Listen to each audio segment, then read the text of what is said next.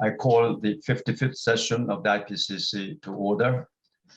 We will begin with the opening ceremony. The IPCC Secretary, Abdallah Maqsid, will moderate this opening ceremony. Abdallah, you have the floor. Thank you very much, dear Hussein. Ladies and gentlemen, dear delegates, excellencies, welcome. It's a great pleasure for me and an honor to moderate this opening ceremony for the 55th session of the IPCC and the 12th session of the Working Group 2 Approval Plenary. I wish to thank all delegates who joined us today. I want also to thank our host, the government of Germany, the IPCC scientific community, and all IPCC colleagues and friends, as well as media and the public who are following us live. The final product of this meeting is expected by the whole world.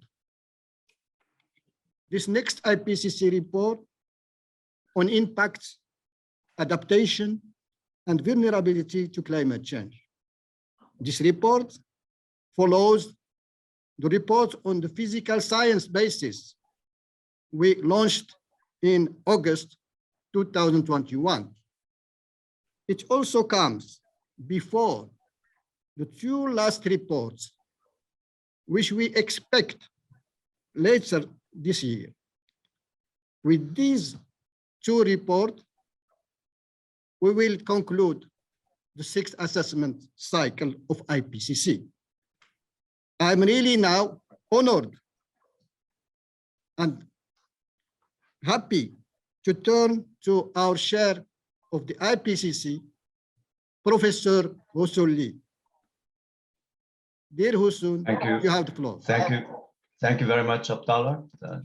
Ladies and gentlemen, distinguished delegates, excellencies, as the chair of the IPCC, I would like to extend a warm welcome, though virtual, to all of you. That includes the government delegates, observer organization representatives, IPCC authors, bureau members, the staff of IPCC Secretariat, and technical support units.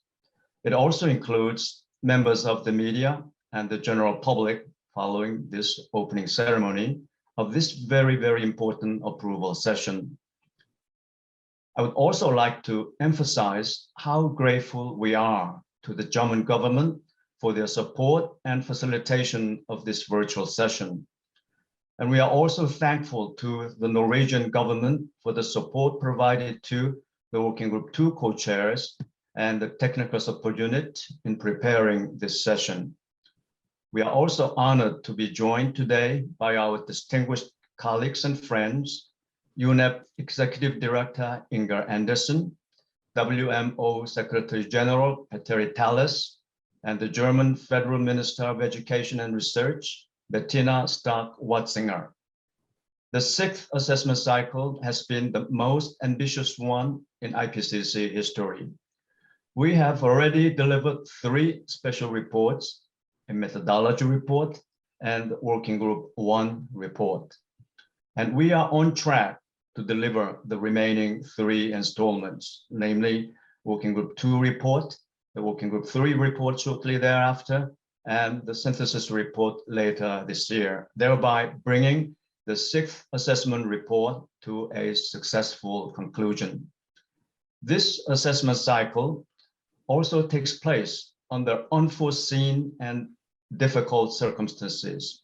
In September 2017, when the IPCC approved the outlines for the Working Group 2 report, we did not expect that the COVID-19 pandemic would engulf the entire planet. The deadly pandemic has brought unprecedented challenges to our work. But thanks to all of you, scientists, governments, and observers, we have delivered our reports in a timely manner.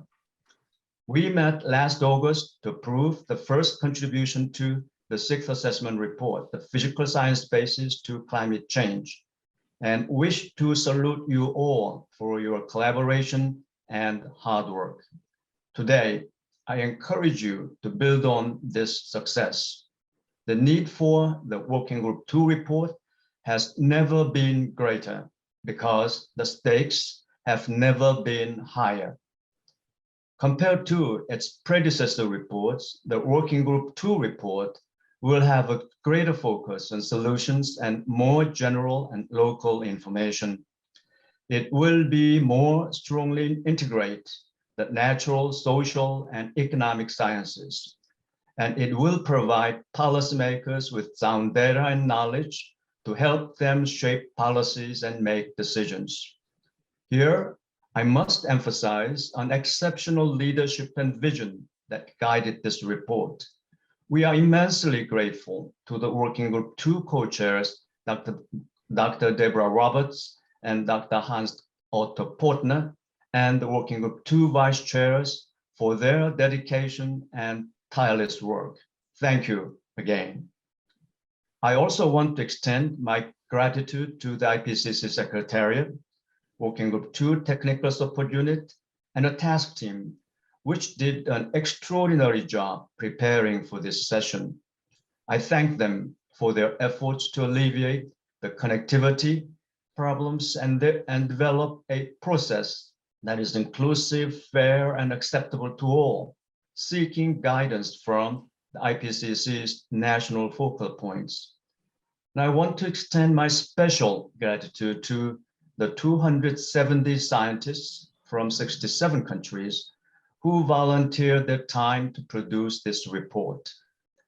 Their selfless contribution cannot be measured. Today, we have more delegates registered than ever. This highlights the support for the IPCC's work, as well as the achievements of the Secretariat to support this meeting.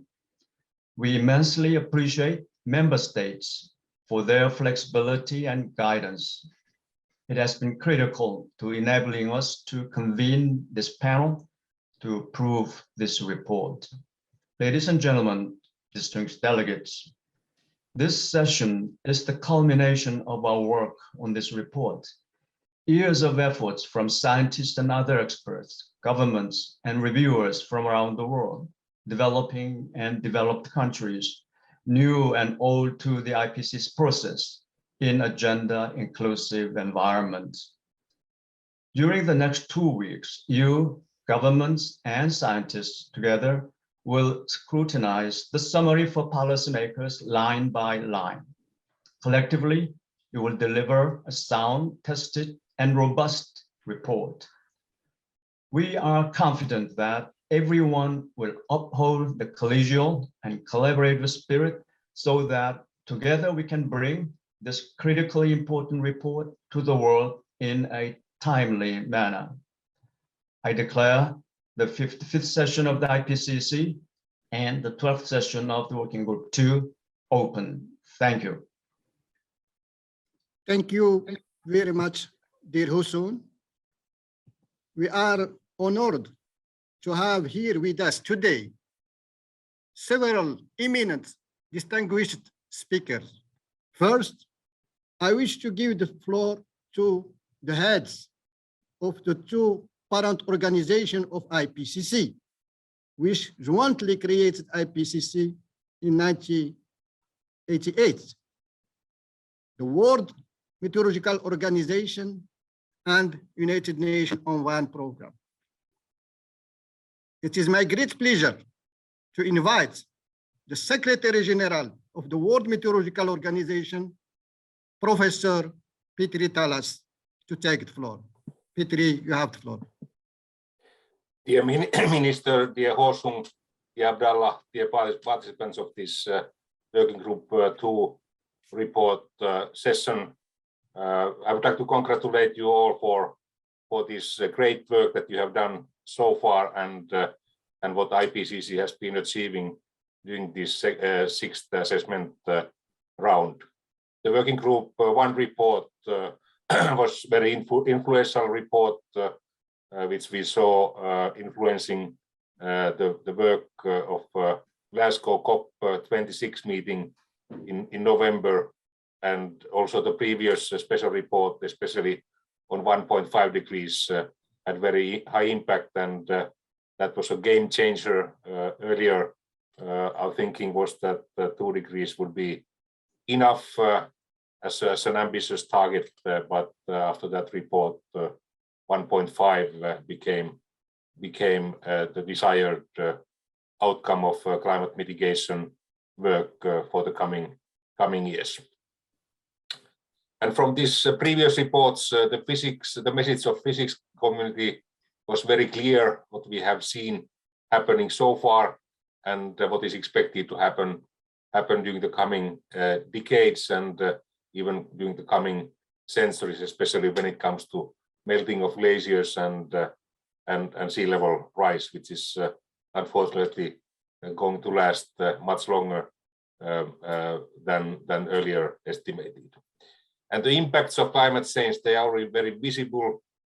We have seen them happening worldwide, and that was also clearly understood by heads of states who were speaking at the Glasgow high-level session. So there was not a single head of state who was questioning the scientific facts. So the message has been passed, and the message has been heard. While reading this draft of your report, it's clear that we have especially vulnerable areas in the world, namely tropical latitudes and developing world, especially Africa, Southern Asia, and Pacific Islands are very vulnerable when it comes to impacts of climate change. But these impacts are already visible worldwide. WMO published last year a report on disaster statistics for the past 50 years, where we demonstrated that 4.5 billion inhabitants of this planet have experienced a major weather-related disaster during the past 20 years. There has been a drop in casualties thanks to improved early warning services, but we have seen dramatic increase in the economic losses, and one of the most recent disasters have been hitting developing country Madagascar.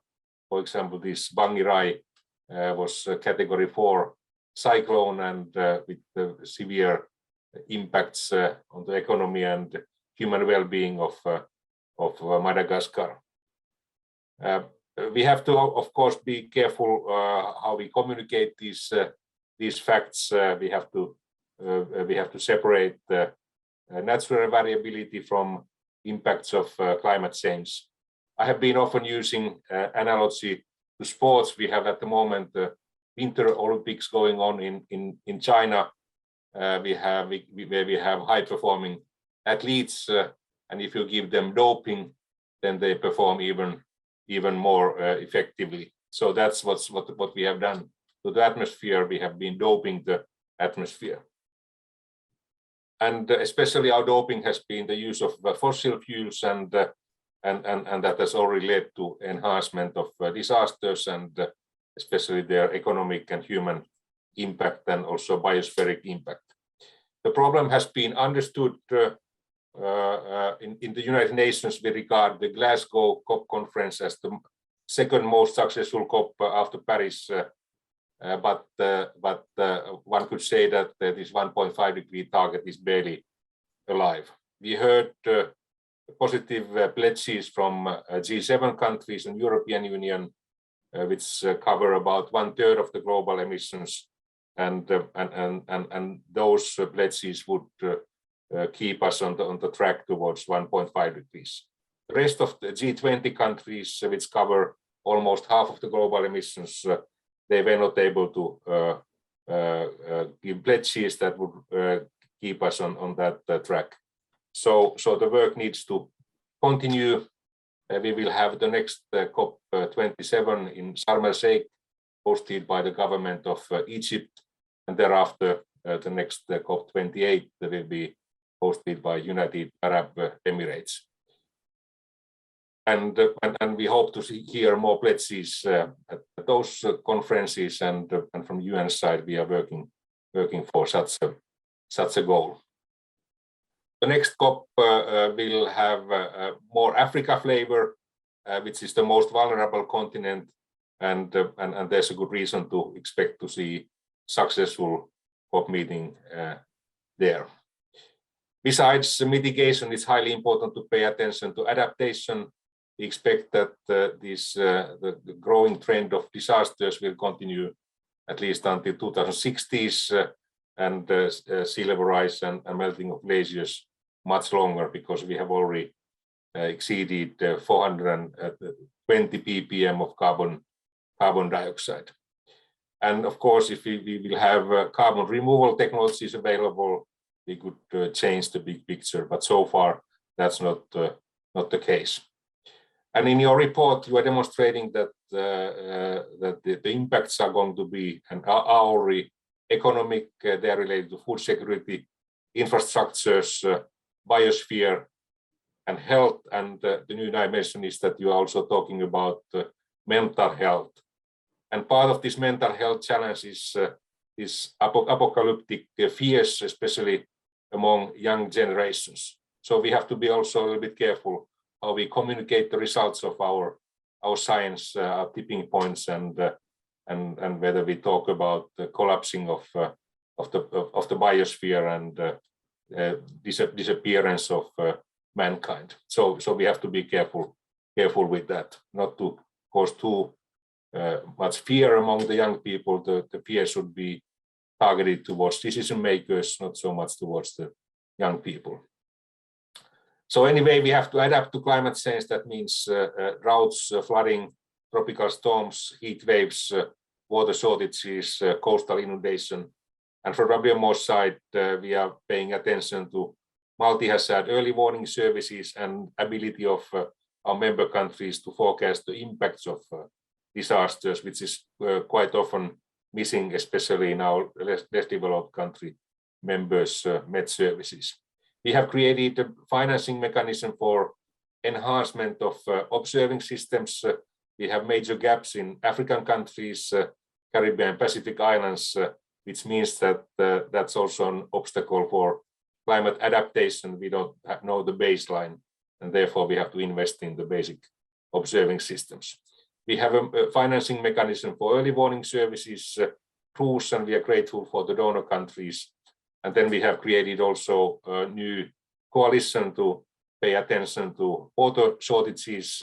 We have a water climate coalition in place. And in Geneva, we have joined our forces with the UNDRR, which is now in the same building. Together, we are forming a center of excellence on climate change and disasters. And then we are working together with several financing institutions like World Bank, European Union, UNDP, Green Climate Fund, to allocate more resources for early warning services.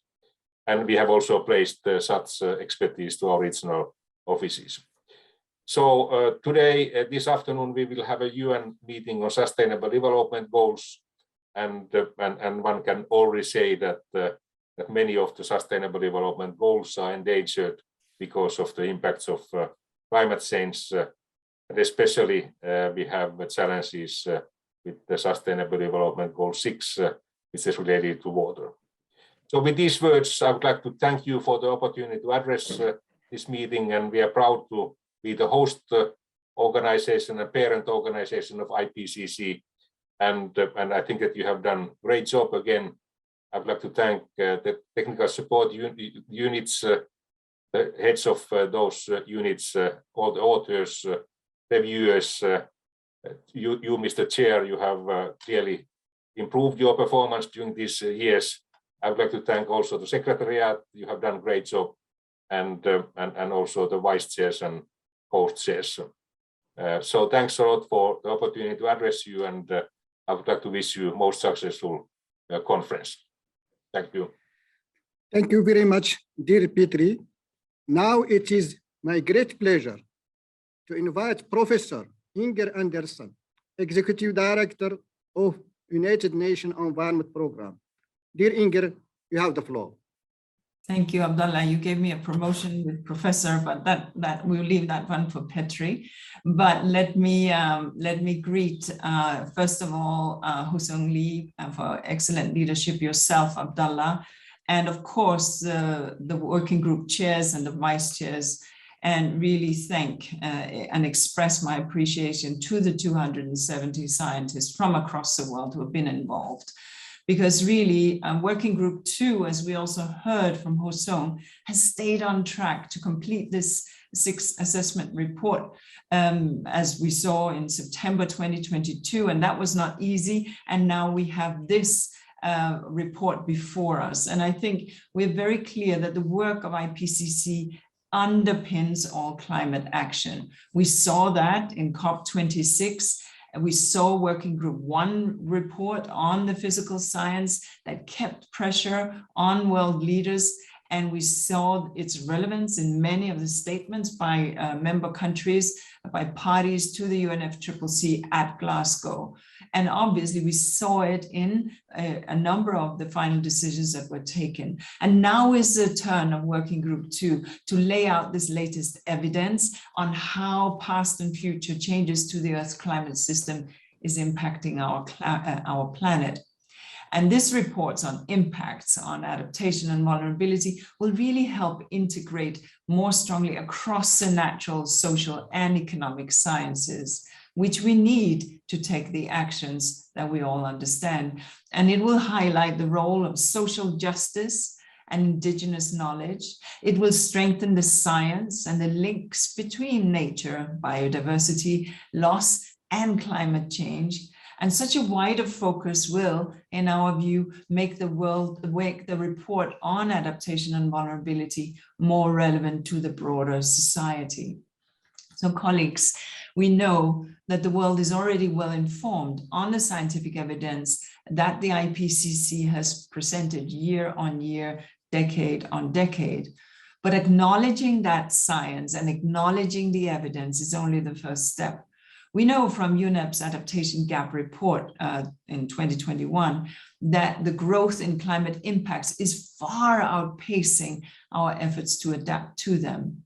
We need nations and cities and businesses and investors and individual actors and consumers to turn this step into a sprint if we are to keep 1.5 degrees within reach and help communities and nations adapt to climate change.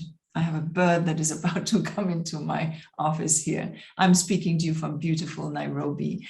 So the IPCC, UNEP, and our friends at WMO and others, we need to continue to drive home that message.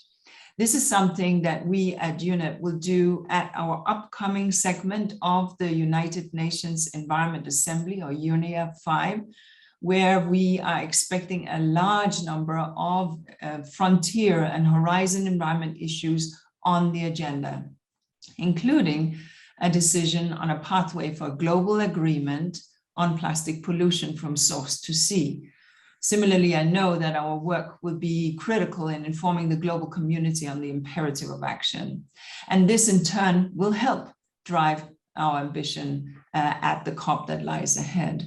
So colleagues, knowledge on climate impacts and adaptation and vulnerability is absolutely essential to drive and strengthen international action for climate action, for nature action, and for pollution, for reaching a pollution-free planet, which is the core theme of UNEA 5.2.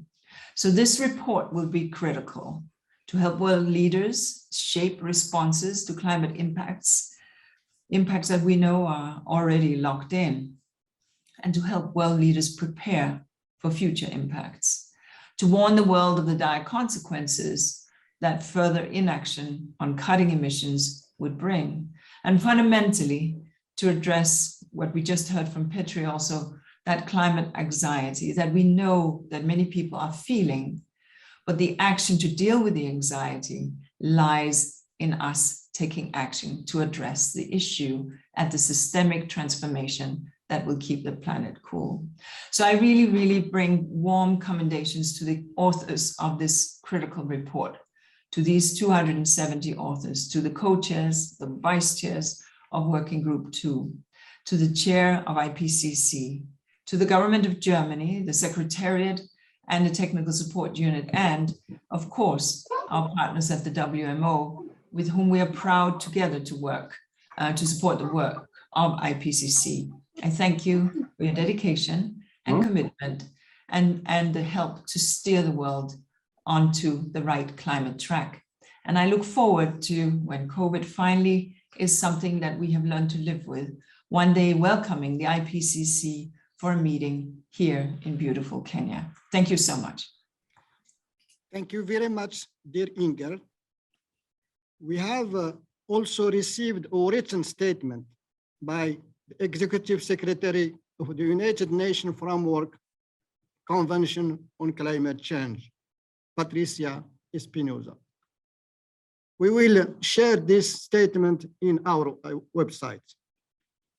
I wish to take the opportunity to thank the United Nations Environment Programme, the World Meteorological Organization, and the United Nations Framework Convention on Climate Change for all support, the sustained support provided to the IPCC. Now, I would like to invite Her Excellency, Mrs. Bettina Stark-Watzinger, Federal Minister of Education and Research of Germany, to take the floor. Your Excellency, you have the floor. Thank you, Abdallah Maqsid. Ladies and gentlemen, Excellencies, on behalf of the German federal government, I would like to warmly welcome you to the opening of the 55th session of IPCC. Over 200 years ago, the naturalist Alexander von Humboldt warned about changes in climate. 165 years ago, the inventor Eunice Hutt discovered a link between carbon dioxide and global warming. And just last year, Klaus Hasselmann was awarded the Nobel Prize in Physics. He developed the climate model to predict the human footprint on climate change decades ago. As we can see, researchers have been showing us the way for centuries. They provide facts on which policymakers like me base their decisions. At the end of the day, it is about making far-reaching decisions in climate policy. And it's a good thing we have the IPCC process. The IPCC pools and assesses the work of a great many individuals. I don't even want to imagine where we would be in international climate policy today if it wasn't for the IPCC. The Paris Agreement would not exist for one thing. The most recent IPCC reports are very clear. It makes a fundamental difference whether global warming reaches 1.5 degrees Celsius or 2 degrees. Some might say it's only 0.5 degrees, but no matter how small it may be, every additional increment of global warming considerably increases the risk of climate-related impacts. We know this. And the international community referred to this knowledge in the Glasgow Climate Pact. The political commitment is clear. We want to limit global warming to 1.5 degrees, and we are strengthening our efforts to achieve this goal. The 6th IPCC assessment report will play a crucial role to the next COP in Egypt, as it will inform the first global stocktake. This stocktake will enable the international community to review our collective progress towards achieving the Paris Agreement goals. IPCC reports are our gold standard. We all rely on the information contained in the reports. Expert authors from around the world agree on their contents, refined by a multi-stage review process. All of this makes the IPCC so trustworthy. Within the IPCC, researchers and policymakers work together constructively. This becomes particularly evident during the approval sessions. I firmly believe that this will also be the case in this session. When governments around the world approve a report, they throw their political weight behind the voice of climate science. That is why we must continue to ensure this process in the long term. Only then we can come to a common understanding worldwide. And only in this way we can any such understanding have a sound scientific basis. However, IPCC reports also identifies knowledge gaps, areas in which we need further and more in-depth research. Climate change is a global challenge. The scientific evidence base and expertise must therefore be available globally too. The German government has dedicated itself to helping to globalize climate science in a number of ways. First, we not only fund the technical support unit for this report in Germany, we also thought it was important to ensure that both co-chairs enjoy the best possible working conditions so that Professors Hans Otto Pörtner and Deborah Roberts can make the most of their strong leadership. We therefore decided to prove financial support to the TSU in Durban as well. Second, in addition, we are also involved in the IPCC Data Distribution Center. This center grants global access to the data used by the IPCC in its reports. This increases the transparency and thus the trustworthiness of findings proved by the reports. What is more, my ministry, the German Research Ministry, co-funds 2 climate competence centers in West and Southern Africa, together with 16 African countries. In cooperation with German research institutions, these 2 centers are investigating whether and how local communities can best adapt to the impacts of climate change. They are also training the next generation of climate experts because climate experts are needed everywhere.